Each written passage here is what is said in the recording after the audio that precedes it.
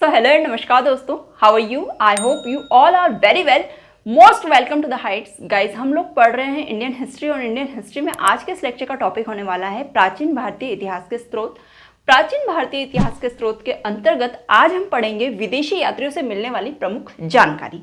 Guys, मैं बता दूं, प्राचीन भारतीय इतिहास के स्रोतों के अंतर्गत हमने साहित्यिक स्रोत और पुरातात्विक स्रोतों को विस्तृत रूप से पढ़ा है। यदि वो लेक्चर नहीं देखे हैं तो फटाफट से चैनल की प्लेलिस्ट में जाइएगा और वहाँ पर प्राचीन भारतीय स्रोतों के से संबंधित जितने भी लेक्चर हैं जरूर से देख लीजिएगा। ठीक है, काफ़ी इंपॉर्टेंट लेक्चर हैं वो। नोट्स बना लीजिएगा, रिवीजन कर लीजिएगा, अच्छे से याद हो जाएंगे वो सारे। ये लेक्चर भी काफ़ी इंपॉर्टेंट है। विदेशी यात्रियों से संबंधित कई बार एग्जाम में क्वेश्चन पूछे गए हैं। पुराने पेपर सेट उठाइएगा, आपको इनसे संबंधित क्वेश्चन जरूर से मिलेंगे। तो आइए बिना किसी देरी के लेक्चर को स्टार्ट करते हैं। पढ़ते हैं विदेशी यात्रियों से मिलने वाली प्रमुख जानकारियों के बारे में। तो गाइस, विदेशी यात्री मतलब हमारे भारतीय भूभाग में अन्य देशों से आने वाले यात्री जो भारत में रुके कुछ वर्षों तक। उन्होंने कई कृतियों की रचनाएं की जिसमें भारतीय इतिहास के बारे में लिखा, जो कि प्राचीन भारतीय इतिहास को जानने के लिए प्रमुख स्रोतों के रूप में अब उपयोग में लिए जाते हैं। ठीक है, तो कौन कौन विदेशी यात्री आए? पहले तो विदेशी यात्रियों की डेफिनेशन लिख लेंगे, जो मैंने अभी बोला है उन्हीं शब्दों को लिख लेंगे आप। कौन कौन विदेशी यात्री आए, यहाँ पर मैंने उन्हें क्लासिफाइड कर दिए हैं। आप नोट्स बनाएंगे तो इसी तरीके से क्लासिफाइड करते हुए नोट्स बनाएंगे, वर्गीकृत करते हुए नोट्स बनाएंगे। क्योंकि गाइस, कई बार क्वेश्चन पूछ लिया जाता है कि फाहियान ये कहाँ से आए थे, कौन थे, तो हमें पता होना चाहिए ये चीनी यात्री थे, चीनी लेखक थे, चीन से आए थे। हैंसोंग से संबंधित क्वेश्चन पूछ लिए जाते हैं। जितने भी विदेशी यात्री उनसे संबंधित वे कहाँ से आए थे क्वेश्चन पूछ लिए जाते हैं। इसीलिए मैंने इसे इस तरीके से क्लासिफाइड कर दिया, वर्गीकृत कर दिया है। तो आप भी नोट्स में इसी तरीके से इन्हें लिखेंगे। एक एक विदेशी यात्री से संबंधित जो भी महत्वपूर्ण जानकारी है उसके बारे में हम यहाँ पर डिस्कस करने वाले हैं। तो सबसे पहले तो देख लीजिए कि कौन कौन विदेशी यात्री कहाँ कहाँ से आए थे। तो यूनान से आए थे विदेशी यात्री, चीन से आए थे, अरब से आए थे, और अन्य लेखक जैसे कि तिब्बत और वेनिस से भी आए थे। ठीक है, यूनान से आने वाले टेशियस हुए, हेरोडोटस हुए, मेगास्थनीज, डायमेकस, डायोनिशियस, टालमी, प्लिनी, ये सारे हुए। लास्ट में नाम लिखा हुआ है पेरिप्लस ऑफ द इरिथ्रियन सी। तो ये किसी लेखक का नाम नहीं है, ये पर्टिकुलर किसी बुक का नाम है, तो इसके बारे में भी हम पढ़ेंगे। चीन से फाहियान, सयुगन, हैंसांग, इत्सिंग, ये नाम याद होना चाहिए गाइस, है ना, कि फाहियान कहाँ से आए थे, इत्सिंग कहाँ से आए थे, सयुगन कहाँ से आए थे, अल बरूनी कहाँ से आए थे, इब्न बतूता कहाँ से आए थे। तो लेक्चर को स्टार्ट करते हैं। आई होप चीज़ें आपको समझ में आ गई होगी कि मेरे कहने का अर्थ क्या है। ठीक है, तो टेसियस से स्टार्ट करते हैं गाइस। यूनानी रोमन लेखक में टेसियस से स्टार्ट करते हैं। तो टेसियस के बारे में इंपॉर्टेंट चीज़ लिखेंगे। टेसियस एक ईरानी राजवेद थे, ईरानी राजवेद। ठीक है, इन्होंने अपनी कृति में भारतीय इतिहास के बारे में कई कहानियां बताई हैं। भारतीय इतिहास की, इतिहास के बारे में कहानियां। लेकिन गाइस, इनकी कहानियां इतनी चमत्कारिक और अविश्वसनीय होती थी कि जिस पर विश्वास नहीं किया जा सकता। ठीक है, टेसियस के द्वारा। लेकिन ये याद रखेंगे, इंपॉर्टेंट पॉइंट ये है कि ये एक ईरानी राज्यवेद थे। ठीक है गाइस, अब पढ़ते हैं हेरोडोटस के बारे में। हेरोडोटस कौन थे? तो हेरोडोटस काफ़ी इंपॉर्टेंट हो जाते हैं गाइस। इंपॉर्टेंट क्यों हो जाते हैं? क्योंकि इन्हें इतिहास का पितामह कहा जाता है। ठीक है, फादर ऑफ हिस्ट्री कहा जाता है। तो पहला पॉइंट तो यही लिख लेंगे हेरोडोटस के बारे में कि इन्हें इतिहास का पिता कहा जाता है। हेरोडोटस को इतिहास का पितामह। ठीक है, फादर ऑफ हिस्ट्री।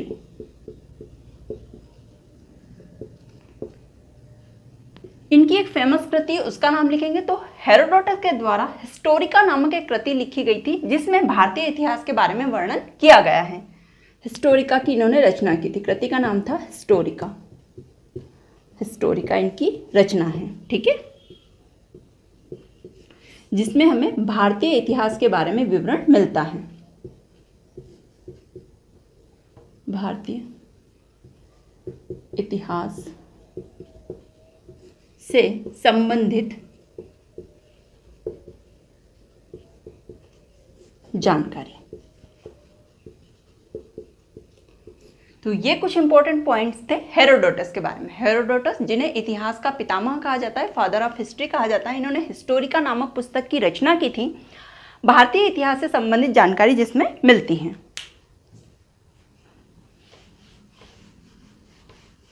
आगे चलते हैं Megasthenes.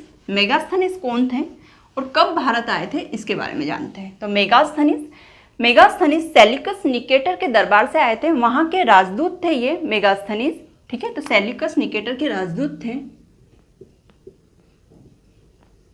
Megasthenes.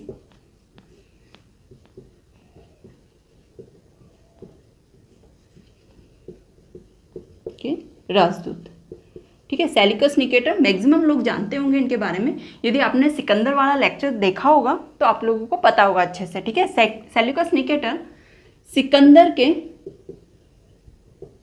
Sikandar the great, Alexander के नाम से भी फेमस है, जो सिकंदर के सेनापति थे, और इन्हीं के साथ भारत आए थे सेल्यूकस निकेटर सेनापति, ठीक है। लेकिन यहाँ पे बात किसकी, ये तो सेल्यूकस निकेटर के बारे में मैंने बताया, लेकिन यहाँ बात किसकी हो रही है, मेगास्थनीज की हो रही। तो सेल्यूकस निकेटर के राजदूत थे मेगास्थनीज, ठीक है। मेगास्थनीज भारत में मौर्य साम्राज्य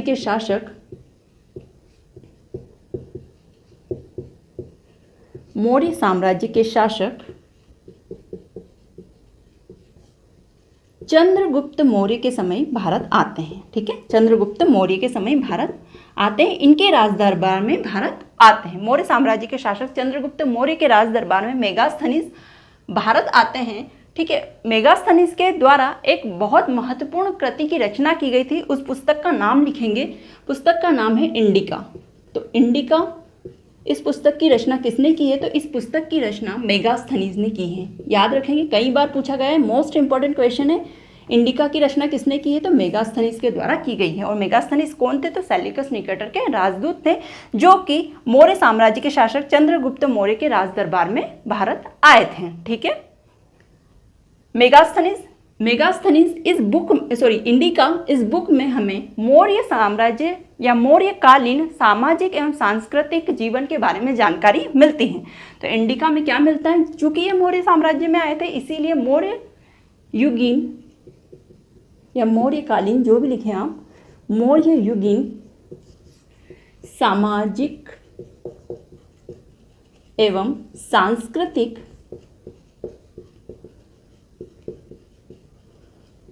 जीवन के बारे में वर्णन मोस्ट इंपॉर्टेंट बुक है गाइज, है ना। इससे संबंधित क्वेश्चन पूछे जा सकते हैं। इंडिका किसने लिखी है, मेगास्थनीज ने लिखी है। इसमें जानकारी कौन सी प्राप्त होती है, तो मौर्य युगीन सामाजिक एवं सांस्कृतिक जीवन के बारे में वर्णन मिलता है, विवरण मिलता है। तो ये कुछ बातें हो गई मेगास्थनीज के बारे में। आगे चलते हैं। आई होप नोट डाउन कर लिया होगा आप लोगों ने।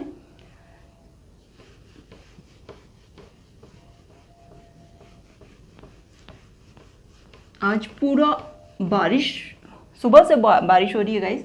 आप लोग कमेंट करके ज़रूर से बताइएगा आप लोगों के यहाँ पे किस तरह का मौसम चल रहा है। अभी बारिश हो रही है या फिर अभी स्टार्ट नहीं हुई है। और लेक्चर के बारे में भी कमेंट्स कीजिएगा, कुछ समझ में ना आए तो इस बारे में भी आप मुझे कमेंट करके पूछ सकते हैं। नेक्स्ट हम पढ़ते हैं विदेशी यात्री डाइमेकस के बारे में। तो डाइमेकस कौन थे, डाइमेकस सीरियन नरेश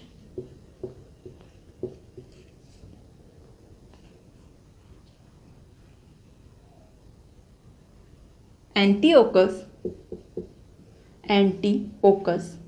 नाम लिखेंगे, एंटीओकस, ठीक है।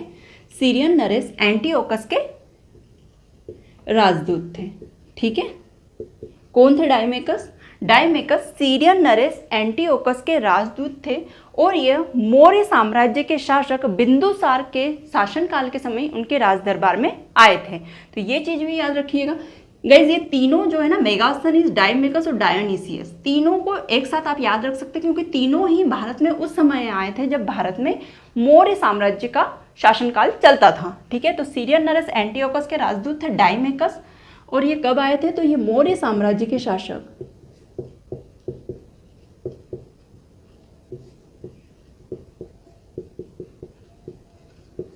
बिंदुसार, ठीक है, बिंदुसार के समय या बिंदुसार के राज दरबार में आए थे।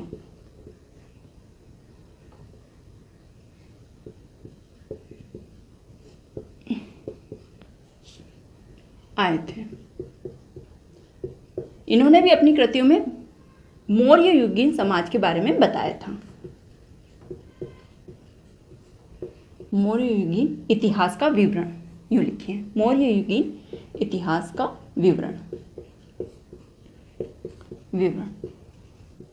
तो ये हो गया डायमिकस के बारे में। कहाँ से आए थे? तो सीरियन नरेश एंटियोकस के राजदूत थे। ये मौर्य साम्राज्य के शासक बिंदुसार के राज दरबार में ये आते हैं और इनकी कृतियों में मौर्य युगीन इतिहास के विवरण मिलते हैं।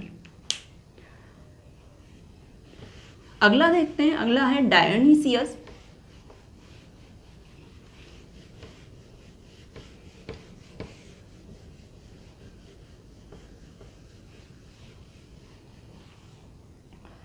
डायोनीसियस कौन थे? तो डायोनीसियस मिस्र शासक फिलोडेल्फस टालमी के राजदूत हुआ करते थे और मौर्य साम्राज्य के शासक सम्राट अशोक के राज दरबार में यह भारत आए थे। इसीलिए ये तीनों काफ़ी इंपॉर्टेंट हो जाते हैं गाइज। आप तीनों को साथ में याद रख सकते हैं, मेगास्थनीज, डायमेकस और डायोनीसियस, M, D और D। ठीक है, ऐसे करके आप याद रख सकते हैं और साथ में। ठीक है, जो मेगास्थनीज थे वे कब आए थे? वो चंद्रगुप्त मौर्य के समय आए थे, मौर्य।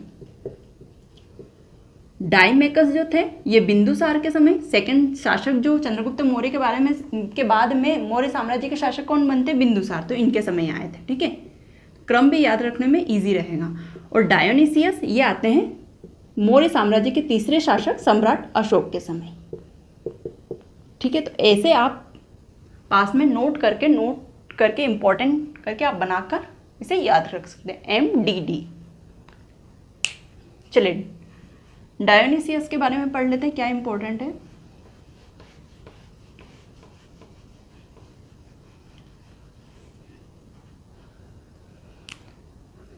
डायोनीसियस ये मिस्र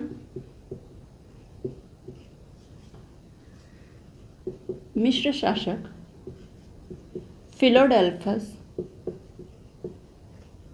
फिलोडेल्फस टालमी के राजदूत थे। ठीक है, नाम याद रखेंगे।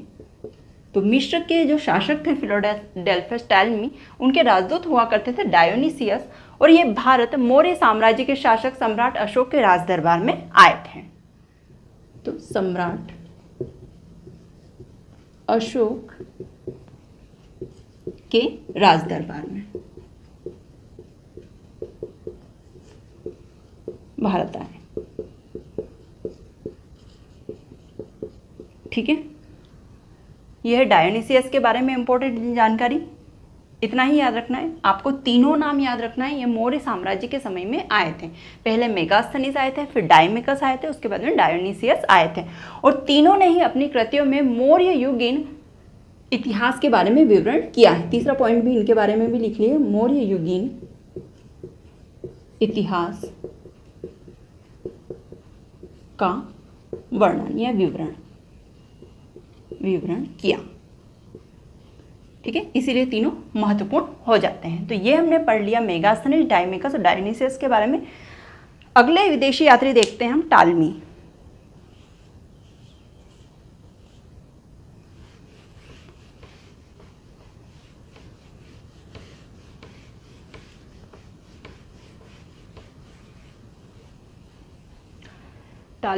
टालमी के बारे में मोस्ट इंपॉर्टेंट चीज़ लिखेंगे। एक ही फैक्ट है इनके बारे में, टालमी के बारे में। इन्होंने एक कृति की रचना की थी, एक पुस्तक की रचना की थी। उस कृति का नाम लिखेंगे भारत का भूगोल। इन्होंने भारत का भूगोल नामक कृति की रचना की थी। ऑब्वियस है, इसमें भारत की ज्योग्राफी के बारे में बताया होगा इन्होंने, इसीलिए भारत के इतिहास से कहीं ना कहीं ये संबंधित है। तो भारत का भूगोल इस कृति की रचना की थी। किसने की थी? टालमी ने। तो इनके बारे में ये फैक्ट नोट डाउन करें। कई बार पूछा है भारत का भूगोल, ये कृति किसने लिखी थी? तो टालमी के द्वारा ये लिखी गई थी। आगे प्लिनी के बारे में देखते हैं। तो प्लिनी ने भी एक रचना लिखी थी, उस रचना का नाम है, कृति का प्लिनी के बारे में लिखेंगे नेचुरल नेचुरल हिस्ट्री, ठीक है, इस बुक की रचना की थी इन्होंने, नेचुरल हिस्ट्री। इस बुक में इन्होंने भारत के पशु पक्षियों के बारे में, भारत से के पेड़ पौधों के बारे में, साथ ही साथ खनिज पदार्थों के बारे में वर्णन किया है नेचुरल हिस्ट्री में। तो ये चीज़ भी लिखेंगे। इसमें किस चीज़ का वर्णन है, तो भारत के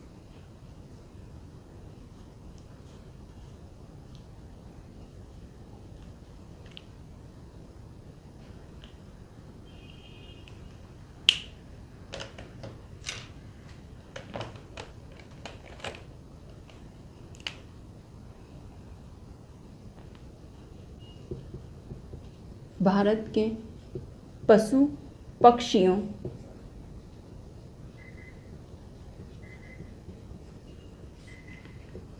पेड़ पौधों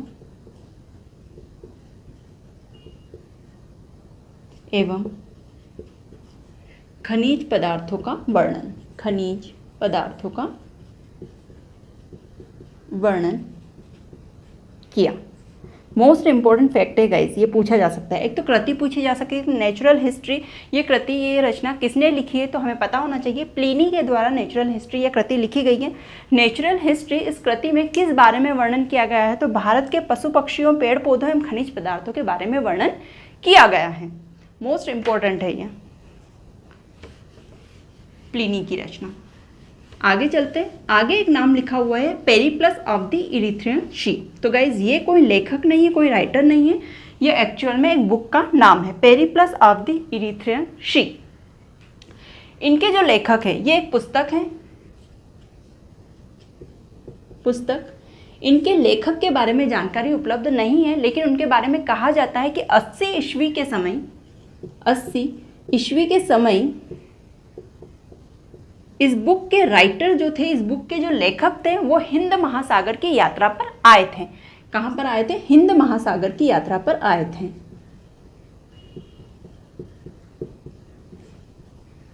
महासागर की यात्रा पर, और ये अपनी बुक की रचना करते हैं, जिनके बारे में उन जो राइटर हैं, जो लेखक हैं, उनके बारे में पता नहीं है। वे पेरिप्लस ऑफ द इरिथ्रियन सी इस बुक की रचना करते हैं, और इस बुक में भारतीय बंदरगाहों, भारतीय बंदरगाह एवं व्यापारिक वस्तुओं के बारे में लिखते हैं।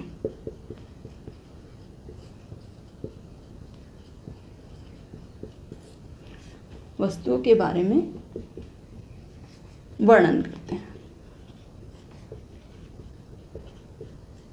ठीक है गाइस, तो ये इंपॉर्टेंट फैक्ट है पेरिप्लस ऑफ द इरिथ्रियन सी। ये एक पुस्तक है जिसके राइटर के बारे में नहीं पता है, लेकिन कहा जाता है कि 80 ईस्वी के समय पेरिप्लस ऑफ द इरिथ्रियन सी, इस बुक के राइटर हिंद महासागर की यात्रा पे आते हैं और भारतीय बंदरगाह, अपनी बुक में भारतीय बंदरगाह एवं व्यापारिक वस्तुओं के बारे में वर्णन करते हैं, जो कि काफ़ी हेल्पफुल है प्राचीन भारतीय इतिहास के सोर्स के रूप में। चलिए, ये तो बात हो गई आपके यूनानी रोमन लेखकों की। अब चीनी लेखकों की तरफ चलते हैं। तो चीनी लेखकों में 4 नाम है, चारों नाम याद रखेंगे। फाहियान, फाहियान के बाद संयुगन आए, संयुगन के बाद हैंसोंग, हैंसोंग के बाद में इत्सिंग। इन चारों के नाम याद रखना जरूरी। कभी कभी इनके क्रम के बारे में भी पूछ लिया जाता है, और पूछ लिया जाता है कि कौन कौन से चीनी लेखक भारत आए थे। तो चारों के नाम पता होना चाहिए, फाहियान, संयुगन, हैंसोंग और इत्सिंग। ये चारों ही चीनी लेखक भारत आए थे। अब एक एक के बारे में देख लेते हैं। फाहियान के बारे में सबसे पहले देखते हैं। तो फाहियान के बारे में फैक्ट लिखेंगे, फाहियान लिख लेंगे यहाँ पे, और उसके बारे में फैक्ट लिखना स्टार्ट करेंगे। तो फाहियान या गुप्त शासक चंद्रगुप्त द्वितीय के शासनकाल में या उनके राज दरबार में भारत आए थे। चंद्रगुप्त द्वितीय के शासनकाल में भारत आए। ये करीब 14 वर्षों 14 ईयर्स तक भारत में रुके थे गाइस। 14 वर्षों तक भारत में रुके।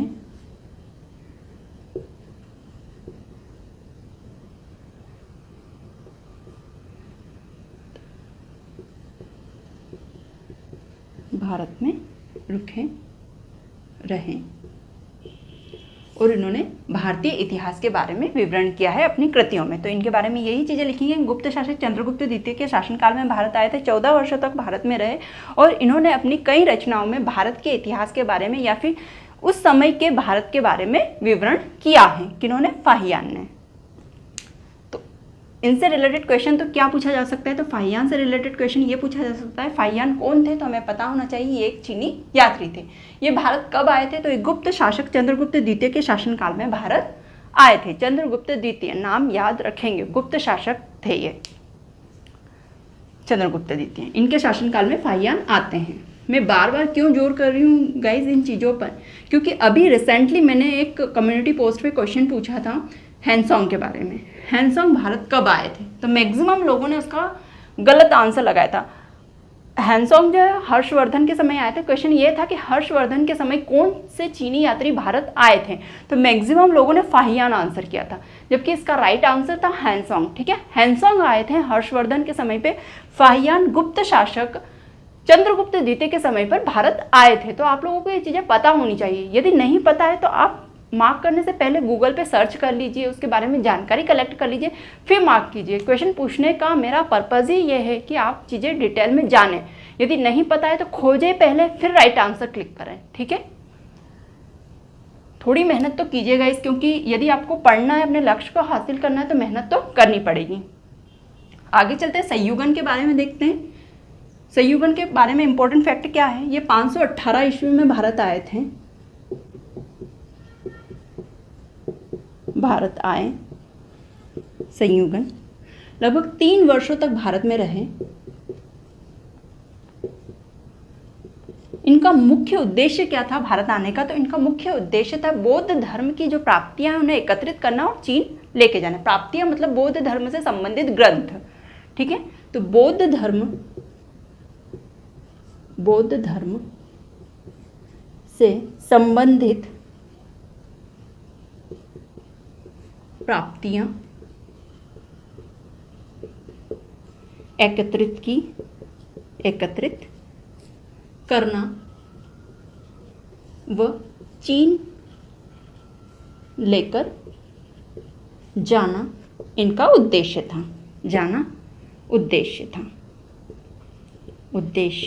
तो ये लिखेंगे संयुगन के बारे में। ठीक है, कब आए थे ये? 518 ईस्वी में भारत आए थे।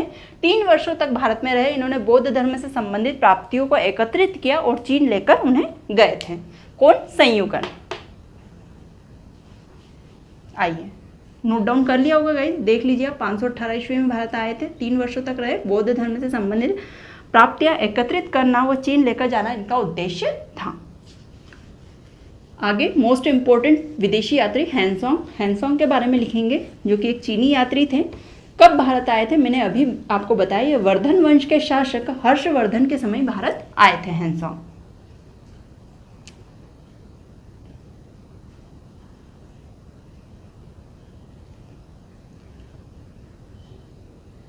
चीनी यात्री तो चीनी लेखक, इससे समझ में ही आ रहा है चीनी यात्री थे। वर्धन वंश के शासक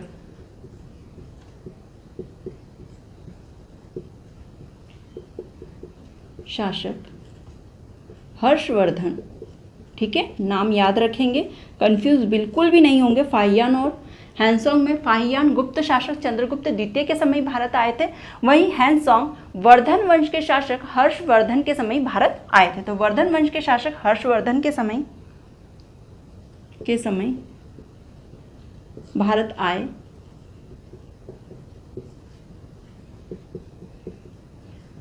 इन्होंने नालंदा विश्वविद्यालय में अध्ययन किया। ये लगभग, पहले तो समय लिखेंगे, लगभग 15 से 16 वर्षों तक, है ना। कई बुक्स में 15 वर्ष मिलता है, कई बुक्स में 16 वर्ष मिलता है। तो 16 वर्ष तक, 15 या 16 वर्ष तक भारत में रहे और नालंदा विश्वविद्यालय, जो कि बिहार में स्थित है, नालंदा विश्वविद्यालय में इन्होंने अध्ययन किया। ठीक है, कितना फेमस विश्वविद्यालय हुआ करता था, सोचिए आप कि विदेश से यात्री पढ़ने आते थे यहाँ पे। नालंदा विश्वविद्यालय। नालंदा विश्वविद्यालय में अध्ययन किया। तो ये क्वेश्चन भी पूछ लिया जा सकता है कि वे कौन से चीनी यात्री थे जिन्होंने नालंदा विश्वविद्यालय में अध्ययन किया। तो हैंसोंग थे, नालंदा विश्वविद्यालय में इन्होंने अध्ययन किया।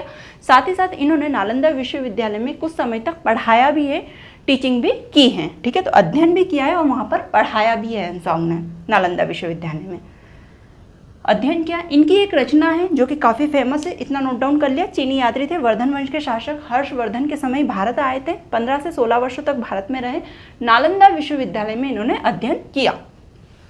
आगे चलते हैं, इनकी एक कृति के बारे में चर्चा करते हैं जो कि काफ़ी फेमस है। इनकी एक रचना है, एक यात्रा वृत्तांत कह सकते हैं उसे, उस रचना को।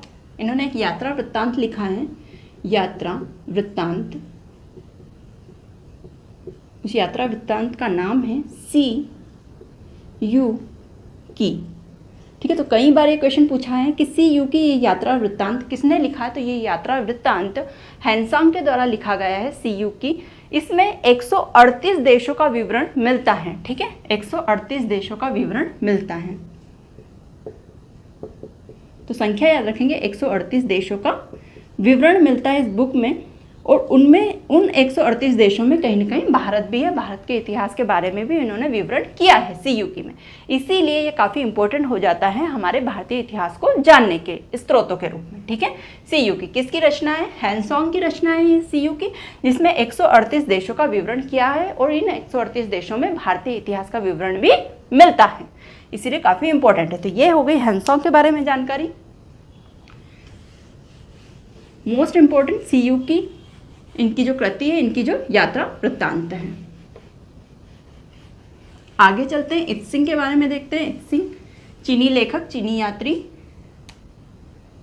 तो इत्सिंग भारत कब आए थे, तो ये 7वीं शताब्दी के अंत में आए थे। ठीक है, 7वीं शताब्दी के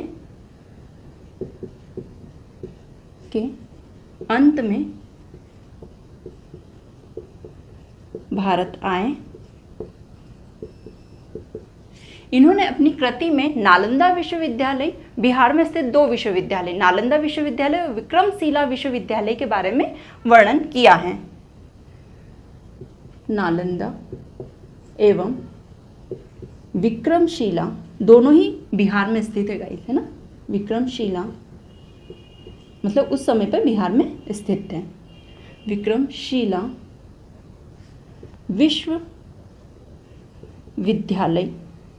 विद्यालयों का विवरण अपनी कृति में किया। साथ ही साथ उस समय के भारत के इतिहास के बारे में भी इन्होंने अपनी कृति में लिखा है। उस समय के भारतीय समाज और संस्कृति के बारे में वर्णन किया है अपनी कृतियों में। तो ये पॉइंट भी लिख लेंगे, नालंदा विश्वविद्यालय, विक्रमशिला विश्वविद्यालयों का विवरण किया है अपनी कृति में। साथ ही साथ उस समय के भारत के समाज और संस्कृति के बारे में भी इन्होंने विवरण किया है अपनी पुस्तक में। किसने, इत्सिंग ने। तो ये सारे फैक्ट हो गए इत्सिंग के बारे में। तो क्वेश्चन आ सकता है कि नालंदा विश्वविद्यालय और विक्रमशिला विश्वविद्यालयों के बारे में किसने विवरण किया है अपनी कृतियों में, तो इत्सिंग, जो चीनी लेखक हुए थे इत्सिंग, उन्होंने बताया है। ठीक है, दोनों ही विश्वविद्यालयों के बारे में। ये हो गए चीनी लेखक।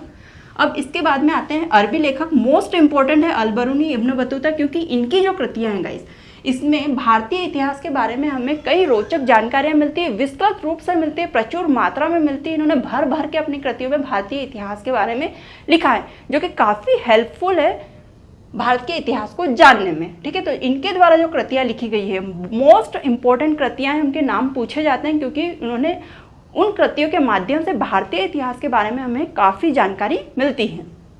तो सबसे पहले अल-बरूनी को पढ़ेंगे, उसके बाद में इब्न बतूता को पढ़ेंगे। दोनों ही अरबी लेखक थे। तो अल-बरूनी के बारे में लिखेंगे, ये महमूद गजनवी के साथ में भारत आए थे। महमूद गजनवी के साथ भारत आए। ठीक है, किसके साथ में आए थे, महमूद गजनवी के साथ में भारत आए थे। इन्होंने किताबुल हिंद नामक पुस्तक की रचना की थी। किताब उल हिंद, या फिर इसी बुक का एक अन्य नाम भी है, वो भी याद रखेंगे। वहाँ ये भी क्वेश्चन में पूछ लिया जाता है, अन्य नाम भी तहकीक ए हिंद। दोनों ही नाम याद रखेंगे। दोनों ही नाम एक ही किताब, एक ही पुस्तक के नाम है, एक ही रचना के नाम है। किताब उल हिंद या फिर इसी रचना को तहकीक ए हिंद के नाम से भी जाना जाता है, और इस पुस्तक की या फिर इसी रचना को तहकीक ए हिंद के नाम से भी जाना जाता है, और इस पुस्तक की रचना अल बरूनी के द्वारा की गई थी। मोस्ट इम्पॉर्टेंट, क्योंकि इन किताबों में भारतीय इतिहास के बारे में कई रोचक तथ्य मिलते हैं, साथ ही साथ प्रचुर मात्रा में इतिहास की जानकारियाँ अवेलेबल है, उपलब्ध करवाई गई हैं। किताबुल हिंद, उसी बुक का नाम है तहकीक ए हिंद। हिंदी में यदि देखा जाए तो किताबुल हिंद का नाम है भारत की खोज। हिंदी नाम क्या है? भारत की खोज। तो सभी फैक्ट बहुत इंपॉर्टेंट है, सारे ही फैक्ट लिखेंगे। भारत की खोज, तो अल बरूनी के बारे में ये चीज़ें हो गई। महमूद गजनवी के साथ भारत आए थे। किताबुल हिंद तहकीक हिंद, जिसका एक अन्य नाम है, हिंदी में नाम है भारत की खोज। इस बुक में इन्होंने भारतीय इतिहास के बारे में कई रोचक तथ्य प्रस्तुत किए हैं। उस समय के भारत के रीति रिवाज, या फिर ले लीजिए आप धर्म, त्यौहार, या फिर जो भी चल रहा था समाज में या संस्कृति में जो चल रहा था, या फिर आप वहाँ इस समय के जो साम्राज्य या शासनकाल का जो किस तरीके से वो रनर अप हो रहा था शासनकाल, उसके बारे में तमाम हर क्षेत्र में इन्होंने जानकारियाँ इसमें उपलब्ध करवाई हैं। चाहे वो राजनीतिक क्षेत्र हो, आर्थिक क्षेत्र हो, सामाजिक सांस्कृतिक क्षेत्र हो, या फिर धार्मिक क्षेत्र हो, सभी जानकारियाँ हमें इस बुक में मिलती है भारत के बारे में। इब्न बतूता, इन्होंने भी विस्तृत रूप से भारतीय इतिहास का वर्णन किया है। इब्न बतूता की पुस्तक या उनकी कृति है जिसका नाम है रिहला।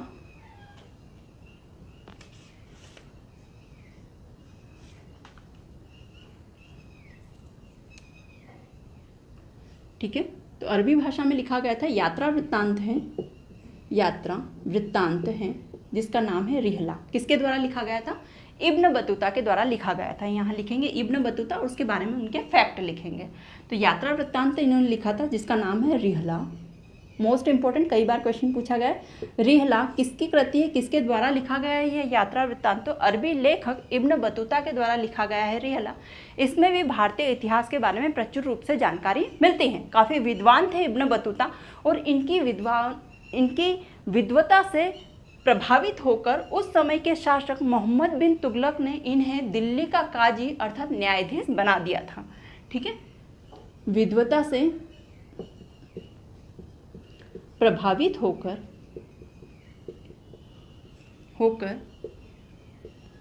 मोहम्मद बिन तुगलक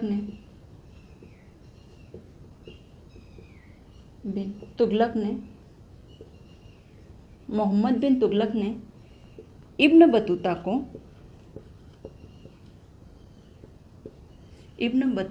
को दिल्ली का काजी या दिल्ली का न्यायाधीश घोषित कर दिया था या बना दिया था। दिल्ली का न्यायाधीश, ब्रैकेट में काजी लिख लेंगे, काजी नियुक्त किया। ठीक है, तो किसने किया? मोहम्मद बिन तुगलक ने किया। इनकी विद्वता से प्रभावित होकर। यात्रा वृत्तांत का नाम याद रखेंगे, रिहला। किसने लिखा है? इब्न बतूता ने लिखा है, जिसमें भारतीय इतिहास के बारे में वर्णन प्रचुर मात्रा में मिलता है। तो ये इंपॉर्टेंट फैक्ट है दोनों के बारे में, अल बरूनी, इब्न बतूता। इनकी रचनाएं जो हैं काफ़ी इंपॉर्टेंट है, एग्जाम में पूछी जाती है। दोनों से ही संबंधित क्वेश्चन आते हैं, क्योंकि इनकी रचनाएं भारतीय इतिहास के बारे में विस्तृत रूप से जानकारी प्रदान करती है उस समय के भारत के बारे में। ठीक है, अब आगे चलते हैं, अन्य लेखकों के बारे में बात कर लेते हैं जो कि इम्पोर्टेंट है। तारानाथ और मार्को पोलो हैं।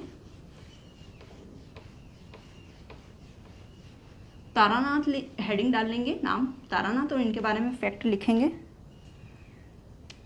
तारानाथ एक तिब्बती लेखक थे। ये तिब्बती लेखक, इनकी कृतियाँ, इनकी रचनाएं, तो इन्होंने कंग्यूर और तंग्यूर, ठीक है, तंग्यूर और कंग्यूर नामक दो रचनाएं लिखी थी। कौन कौन सी? तंग्यूर एवं कंग्यूर।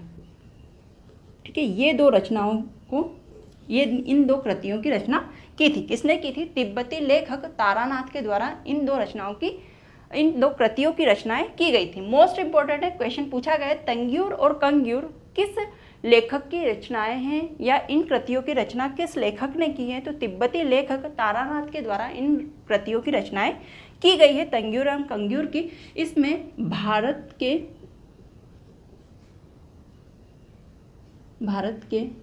बारे में विवरण मिलता है,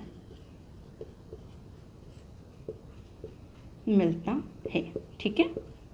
तो ये बात हो गई तारानाथ के बारे में। रचनाएं याद रखेंगे, तंग्यूर और कंग्यूर 2 रचनाएं इन्होंने लिखी हैं। आगे और लास्ट विदेशी यात्री मार्को पोलो।